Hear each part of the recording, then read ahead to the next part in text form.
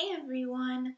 Today is the last day of NEDA week, or National Eating Disorder Awareness Week, and so I wanted to finally take some time and sit down and film a little video talking about my experience with eating disorders and all that. I've never really filmed myself talking about this in front of a camera or anything. I'm very open about my experience with this kind of stuff. I've just never actually done it out loud on the internet. So yeah, I just wanted to share some things with you. If you have any questions or anything, please don't hesitate to comment them or send them to me or ask. But yeah, NEDA week is very important to me because I have definitely felt the impact of eating disorders around since I was in high school. That's when it really started for me. I was always really one of the smallest people in my grades. I was always really skinny and small, and then I started getting more average size, I guess you can say. Probably not even average. I was still probably really tiny, and I, for some reason, didn't see myself as that. I saw myself and felt that I was a lot bigger than I actually was. And so I felt the need to stay tiny and be the smallest all the time. And so I started watching really carefully what I ate, and from trying to eat healthier turned into trying to eat less and less. And that's where it really all started. So like I said, that was back in high school. And so this was probably around 2010, 2011. And then when I went to college, actually was when it started getting a lot worse because I was on my own and I had no one to tell me what I could and couldn't do, especially with my body. I could eat whatever I wanted to and work out as much as I wanted to, and no one really had a say in it. And so it definitely escalated from there. It got a lot worse.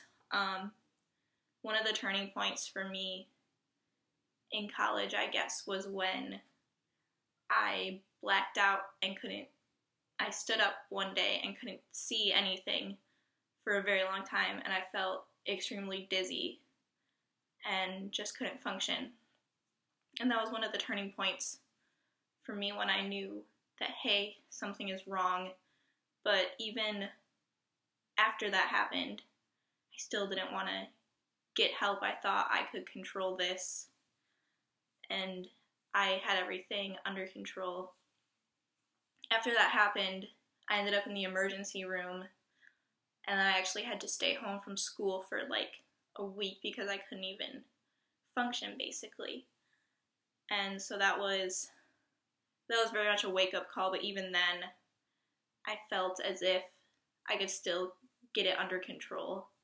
And what really helped me is that I found a really good support system after that. I was incredibly lucky that I had free counseling available at my school, and the fact that I had health insurance that would cover dietitian visits and stuff, and that really changed.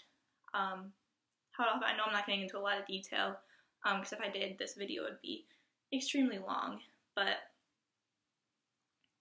yeah, I found a really good support team, and that really helped. I had really supportive friends that helped me get through things both in person and online. I know a lot of people say that online friends really aren't real friends, and it's just people we talk to online, but I honestly had a really good support system both in person and online.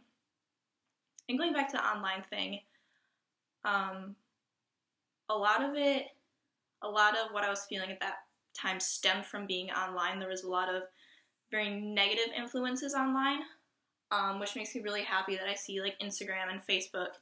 I'm not really on Tumblr anymore, but I know before I left they were doing this. They're really cracking down on the pro-eating disorder kind of posts and profiles and stuff. And there was a lot of them out there at the time when I was on Tumblr and I was in like the throes of suffering through eating disorders. and they really have a negative impact on how you feel about yourself and how you approach your disorder. I don't really like to call it a disorder or an illness because it's something that it's really a part of you. It happens, and it's not a disease. You can't catch it. It's just there. And I'm sorry, I keep getting really off track. But yeah, a lot of those websites now or profiles are gone, and I'm really happy that now young girls don't get influenced by those as much. But there are some really good resources out there online too that I will link below. And I'm sorry I keep going off on tangents. I didn't have a plan going into this video. I just wanted to share my story with you. And so I'm just kind of talking to a camera right now, just saying whatever pops into my head. But the point of this video I really wanted to make is that no matter how bad it gets, how bad you feel you're handling things, or how much that little voice in your head is telling you that you need to keep losing weight, that you're not good enough, that you can be skinnier, you can be prettier, you can be better, that you already are enough. You're enough just the way you are. And recovery is an option. It's always an option. It's never too late.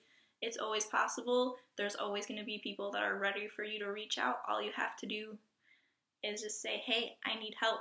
And there's always going to be someone there that's going to love and support you and get you through this.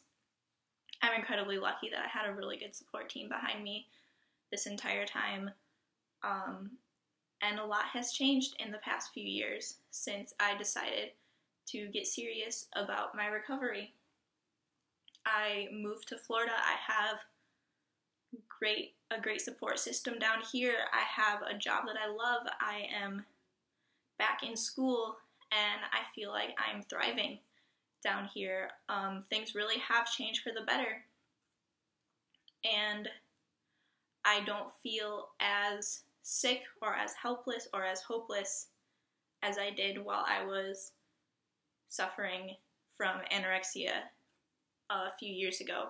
I really have gotten better.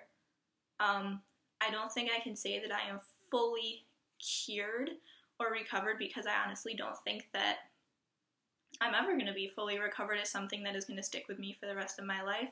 And it is always going to be something that I will have to fight, and that is okay, because I know that I have people behind me that love me and support me, and I know that I can get through it, and I know if any of you out there are watching this, that you can get through it as well, and I will support you, and I will love you, and I'm sure there are many people in your life that will help you as well. And if you feel like you need to reach out to someone, I will post links in the description of some of the places that I look to for support and help. And there's many places out there that will welcome you with open arms and will help you with this. And it's basically the point of this video. I just wanted to tell you guys that if I can do it, you can do it, and you don't have to go through this alone. And people love you and want to see you get better. And I feel like I am still getting better every day. There are some days that it's hard, and I can feel myself slipping back into some disordered behavior, but there are other days when I feel like I'm on top of the world and I can do anything, and I know you guys, all of you, can do anything you put your mind to as well. And yeah, I don't want to sound cheesy, but it does. It can get better if you want it to, and you can succeed and you can recover and you can fight your way through this. And I am here to support all of you and have your back. And again, thank you so much for watching. I'm sorry this video was a little haphazardly put together, and if I left out a lot of details, which I feel like I did, or anything, please feel free to ask me any questions. I'll be sure to answer them. But I love you guys, and thanks for watching this video. Talk to you later. Bye.